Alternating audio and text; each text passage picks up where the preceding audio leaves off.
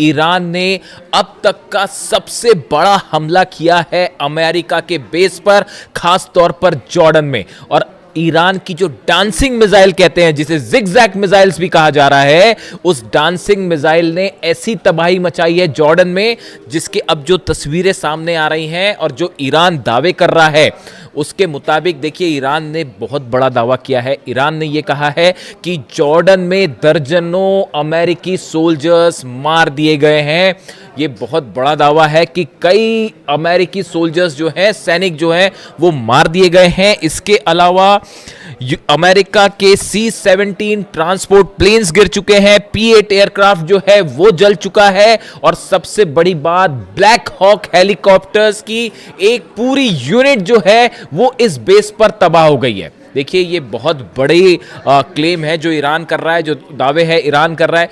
Iran की तरफ से पहले भी जो दावे हुए, देखिए वो धीरे धीरे सच साबित हो रहे हैं। हमने आपको बताया था कि जॉर्डन में जो हमले हुए हैं उसमें कई प्लेन तबाह हुए हैं। अब वो बात धीरे धीरे सामने आ रही है। 4 अमेरिकी सोल्जर्स की मौत की खबर जो है वो सामने आ चुकी है, लेकिन इसके बाद अब ईरान की तरफ से जो दावा है, ईरान का कहना है कई दर्जन अमेरिकी सैनिक जो है वो मारे जा चुके हैं।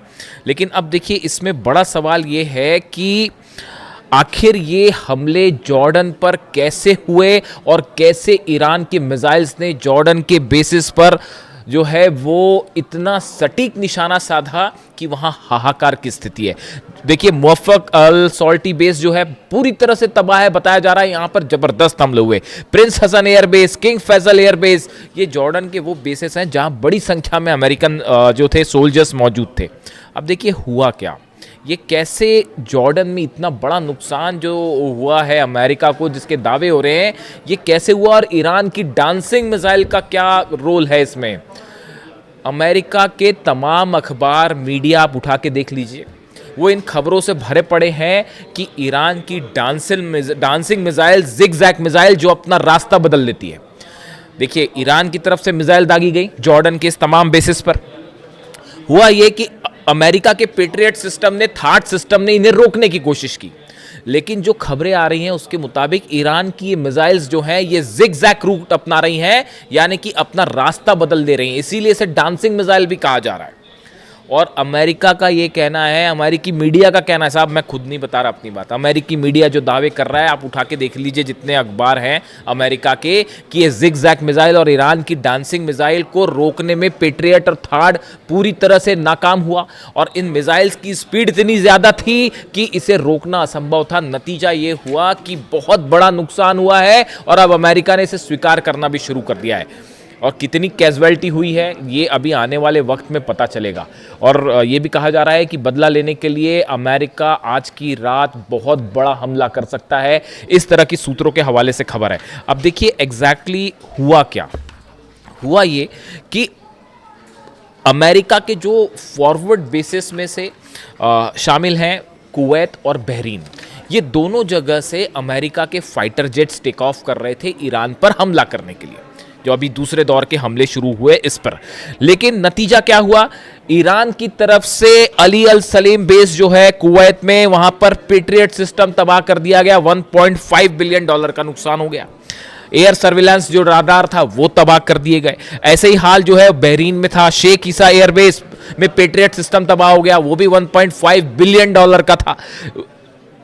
सवाल ये था कि अब ये हमले जो है, जब ये फॉरवर्ड बेसिस पर नहीं रोके जा रहे थे, तो यहां मौजूद जितने F-35 जेट्स थे, F-18 जेट्स यहां पे खड़े हुए थे बहरीन में और कुवैत में, इन सब पर खतरा मंडरा रहा था। इनसे बचने के लिए C-17, P-8 और ये जितने F-35 F-18 जेट्स थे, इनको हटा के जॉर्डन ले जाया गया। इनको हटा के जॉर्डन ले जाया गया। जॉर्डन से ईरान की दूरी ज़्यादा है बजाय कुवैत के और बहरीन के, तो इन हालात में इनको जॉर्डन ले जाया गया। अब जॉर्डन जो है वो मुख्य सेंटर बन गया ईरान के अगेंस्ट हमलों का, और जितने जेट्स टेक ऑफ कर रहे थे वो जॉर्डन से टेक ऑफ कर रहे थे। और जो अलग अलग हमले हुए, खासतौर पर ईरान की ब्रिज पर हमले हुए, टनल्स पर हमले हुए और एनर्जी सेंटर्स पर हमले हुए, उसका नतीजा ये था कि ईरान ने पलटवार शुरू किया। और सबसे बड़ा जो टर्निंग पॉइंट था वो ईरान शहर में जो ईरान के सैनिकों पर हमला किया गया, वहाँ से ईरान की सेना का गुस्सा भड़क गया और अब निशाने पर आ गए जॉर्डन के बेसिस। यानी बहरीन और कुवैत से बड़े हमले शुरू हो गए जॉर्डन पे। और ईरान ने, देखिए मैंने आपको पहले ही कहा था कि जैसे जैसे जंग आगे बढ़ेगी ईरान अपनी सबसे खतरनाक मिसाइल्स निकाल के हमले शुरू कर देगा। अब पेट्रियट और थार्ड लगे हुए हैं, सबको पता था कि पूरा जोर लगा दिया अमेरिका ने जॉर्डन में अपने बेसिस बचाने के लिए। लेकिन हुआ क्या, ईरान की तरफ से डांसिंग मिसाइल्स फायर कर दी गई और उन बेस को तबाह कर दिया गया। अब अमेरिका हैरान, अमेरिका के जितने एक्सपर्ट्स थे वो हैरान कि भाई ये हमले हो कैसे गए, ये जिगजैग मिसाइल्स कहाँ से आ गई।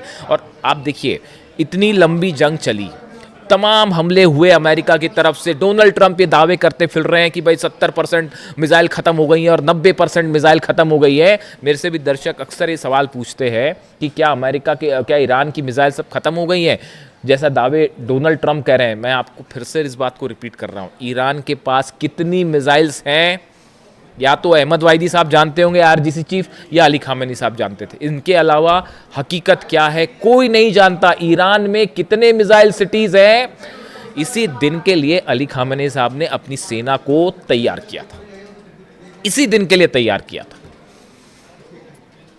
और उसका नतीजा देखिए, आज दुनिया की सबसे बड़ी ताकतें जो हैं वो ईरान के सामने घुटनों पर हैं, अपने बेसिस नहीं बचा पा रहे, खाड़ी देश जल रहे हैं और सिर्फ आप जो है कुछ नहीं कर सकते, हेल्पलेस स्थिति में खड़े।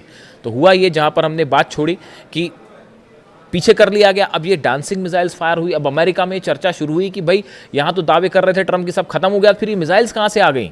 तो अब वो एक नई थ्योरी लगाई गई कि भाई ये मिसाइल्स जो है रूस ने दी हैं, ये मिसाइल्स जो है वो चाइना ने दी है, मिसाइल की टेक्नोलॉजी चाइना ने दी है। मेरे से भी कई लोगों ने इस बारे में सवाल पूछा कि जो खबरें छप रही हैं अमेरिका में कि रूस और चीन मिसाइल दे रहा है और उसके ज़रिए ईरान हमले कर रहा है, आपकी क्या राय है? आप मेरी राय सुन लीजिए, मैं क्या कह रहा हूँ। ईरान को मिसाइल टेक्नोलॉजी में किसी की मदद लेने की ज़रूरत नहीं है। आप अगर ईरान के मिसाइल प्रोग्राम को देखें, ये कोई आज 6 महीने और 1 साल भर का प्रोग्राम नहीं है, ये बड़े समय से चल रहा है। और देखिए लगातार ईरान ने, मैंने पहले ही आपको एक कहना शुरू कर दिया था कि जितनी मिसाइल्स ईरान के पास हो, चाहे सेजेल हो, चाहे खुर्रम शहर हो, चाहे फतह 110 हो, फतह 2 भी कहते हैं, ये सब मिसाइल के एडवांस वर्जन जो है वो आने शुरू हो गए, उन पर लगातार काम शुरू हो गया। और नतीजा ये है कि अब ये एडवांस वर्जन निकल के आ रहे हैं तो अमेरिका के हाथ पांव फूल गए और वो ये कह रहे हैं कि साहब ये तो रूस ने दे दिया। बिल्कुल ऐसा नहीं है। ईरान की जो मिसाइल्स हैं वो ईरान ने खुद डेवलप किए हैं। देखिए सैटेलाइट से मदद करना एक अलग बात है, ये वो बात सही है कि हो सकता है रूस और चीन के सैटेलाइट्स, कई एक्सपर्ट्स बताते हैं कि रूस और चीन के सैटेलाइट जो है वो मदद कर रहे हैं, रडार सिस्टम के जरिए मदद किया जा रहा है, जीपीएस के जरिए मदद किया जा रहा है, वो एक अलग बात है। लेकिन ये जो मिसाइल टेक्नोलॉजी और स्पीड, इस पर लगातार ईरान काम कर रहा है और सेल्फ रिलायंट है, किसी की ज़रूरत नहीं है ईरान को मिसाइल के मामले में। तो इन खबरों का मेरे हिसाब से कोई बड़ा आधार नहीं है कि ये मिसाइल्स पुतिन ने दे दिए हैं या चीन ने दे दिए हैं, ऐसा कुछ नहीं है। देखिए आप रडार्स दे सकते हैं, सैटेलाइट से नेविगेशन में मदद कर सकते हैं, वहाँ तक एक बात अलग है। अब नतीजा ये हुआ कि जब ये मिसाइल्स फायर की गई तो पूरा का पूरा अमेरिकी सेना इस बात को लेकर हैरान थी कि इतनी जल्दी इतनी स्पीड से, अगर आप मैक 4 से मैक 11 के बीच में, यानी आवाज़ से 5 से 11 गुना के बीच की रफ्तार से मिसाइल्स बरस रही हैं, उसको कैसे कोई पेट्रियट सिस्टम रोक पाएगा। और नतीजा ये हुआ कि कई जगह जो है वो पेट्रियट सिस्टम जहां लगे थे उनके ठीक ऊपर मिसाइल्स गिरी हैं, थार्ड सिस्टम जहां लगे थे उसके ठीक ऊपर मिसाइल्स गिरी हैं। और इसीलिए जंग का जो मुख्य केंद्र है वो अचानक से जॉर्डन हो गया। मतलब ऐसा लग रहा है कि ईरान और जॉर्डन की लड़ाई चल रही है। और वो तस्वीरें जो आ रही हैं, देखिए तस्वीरें वायरल हो जाती हैं। जॉर्डन में जो लोग हैं, मैं एक वीडियो देख रहा था उसमें बड़े हैरान करने वाली बात थी कि जॉर्डन के कुछ लोग खड़े हुए हैं, उसमें एक शख्स वीडियो बना रहा है, ईरान की तरफ से मिसाइल्स फायर की जा रही हैं, जॉर्डन पर मिसाइल गिर रही है और वो इस बात की खुशी जता रहा था कि ईरान की मिसाइल्स जो अमेरिका की बेस पर गिर रही हैं। ये जॉर्डन का शख्स जो है, जॉर्डन के लोग उसमें खुशी मना रहे थे, ईरान के साथ खड़े दिखाई दे रहे थे। देखिए ये सब अधिकांश खाड़ी देशों का ये हाल है। आज भी हकीकत ये है कि अगर आप एक जनमत संग्रह करा लें, प्लेबिसाइड करवा लें कि खाड़ी देशों में जो अरब देश हैं उनकी जनता क्या चाहती है, मेजॉरिटी जनता जो है वो ईरान के साथ खड़ी है साहब। उन सबको इन बात की तकलीफ है कि अली खामेनी साहब को असैसिनेट किया गया। लीडरशिप जो है खाड़ी देशों की वो अमेरिका के साथ हो सकती है, लेकिन जो आम जनता की राय है, जो जैसा कि सोशल मीडिया पे ट्रेंड करता है, जो उससे देख के जो अंदाज़ा लगता है वो ये लगता है कि बाय एंड लार्ज जो अरब देश है, इसकी जो आम जनता है वो अब भी ईरान के साथ खड़ी है। सब देख रहे हैं कि बड़ी बड़ी ताकतें मिलकर ईरान को झुकाने की कोशिश कर रही है। ईरान अपने दम पे न सिर्फ लड़ रहा है बल्कि मुंह तोड़ जवाब दे रहा है साहब।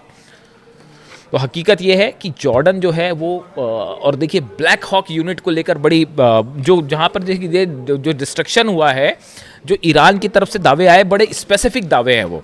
एक तो ईरान की तरफ से कहा गया है Islamic Revolutionary Guard Corps says it launched ballistic missile at US C-17 transport plane and P-8 aircraft at Aqaba airport in Jordan, claiming several were heavily damaged, कई डैमेज हो गए, ये एक क्लेम था। दूसरा क्लेम आया कि जो ब्लैक हॉक हेलीकॉप्टर्स हैं अमेरिका के, जो कई जगह ऑपरेशन में इस्तेमाल होते हैं, खासतौर पर मिलिट्री ऑपरेशन में। अब ये भी बड़ी गौर करने की बात है। मैं कल सुबह आपको एक बड़ा खुलासा करूंगा, कल सुबह कोशिश करूंगा जल्दी वीडियो ले आऊं आपके लिए। सुबह ये खबरें आ रही हैं कि जो ब्लैक हॉक हेलीकॉप्टर्स हैं, देखिए इनका इस्तेमाल ग्राउंड ऑपरेशन के लिए बहुत ज़्यादा किया जाता है। ग्राउंड ऑपरेशन के पहले या ग्राउंड ऑपरेशन के दौरान सोल्जर्स को नीचे उतारने पर, ग्राउंड ऑपरेशन के पहले स्ट्राइक्स करने पे, इसमें बहुत ज़्यादा इस्तेमाल होता है ब्लैक हॉक हेलीकॉप्टर्स का। जॉर्डन में बड़ी संख्या में ब्लैक हॉक हेलीकॉप्टर्स मौजूद थे, जो इस ओर इशारा कर रहे हैं कि ग्राउंड ऑपरेशन की तैयारी है। ये बात ईरान अच्छी तरह से समझ रहा है। नतीजा ये हुआ, डांसिंग मिसाइल्स ने ब्लैक हॉक का डांस करवा दिया साहब। और वो जो है बड़ी संख्या में ब्लैक हॉक हेलीकॉप्टर्स जॉर्डन के बेसिस पर तबाह हुए हैं, ऐसे दावे ईरान कर रहा है। और ये जो स्ट्राइक्स हुई हैं, इस स्ट्राइक्स के बाद अब ये माना जा रहा है, देखिए बड़ा नुकसान है, सोल्जर्स मरे हैं, बेसिस तबाह हुए हैं। पिछली बार जो जंग हुई थी, जो इस सीज फायर के पहले की जो जंग थी, उसके जो आंकड़े आए, 428 अमेरिका की अलग अलग संपत्तियां थी, प्रॉपर्टीज थी, जिसमें सब शामिल थे अलग अलग, उन सबको जला दिया गया ईरान की तरफ से। यानी आप दूसरे सरल शब्दों में कहें, अमेरिका के 428 ठिकाने ऐसे हैं, जैसे एयरपोर्ट हो गया, मिलिट्री बेस हो गया, एम्यूनिशन रखने की जगह हो गई, सोल्जर्स जहां पर रुकते हैं, बैरक्स हो गई, ऐसे करीब 428 ठिकाने अमेरिका के ईरान ने जला दिए थे। ये जो सीज फायर का खेल डोनाल्ड ट्रंप खेलते हैं, ये क्यों खेलते हैं आप बताइए? अगर जंग जीत रहे होते अब तक कब्जा कर लिया होता साहब, अंदर घुस के, जैसे इराक में किया, जैसे अफगानिस्तान में किया, बाद में फिर बाहर निकलना पड़ गया, वो एक अलग बात है। लेकिन अगर जीत रहे होते तो कहीं ये कतई बात नहीं करते डोनाल्ड ट्रंप, अमेरिका कतई बात नहीं करता। ये जो बार बार हो रहा है कि हाँ अब ईरान तैयार हो गया, अब बातचीत हो रही है, हकीकत ये है कि जब बुरी तरह से पिटते हैं तब इस तरह की बात करते हैं कि साहब सीज फायर कर लो।